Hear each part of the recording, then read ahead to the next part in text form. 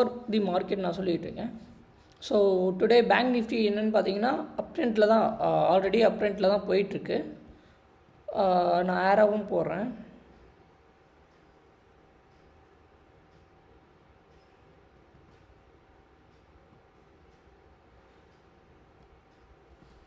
அப் ட்ரெண்டில் தான் போயிட்டுருக்கு. ஓவராலாகவும் அப் ட்ரெண்டில் தான் இருக்குது. ஸோ இப்போ வந்து ரீடெஸ்ட்டு 5993 ரீடெஸ்ட் எடுத்துகிட்டு திருப்பி அப் ட்ரெண்ட் கொடுக்க சான்ஸ் இருக்குது. ஸோ எடுத்தோடனே பை பண்ணாமல் ஃபஸ்ட்டு கொஞ்சம் வெயிட் பண்ணுங்கள்.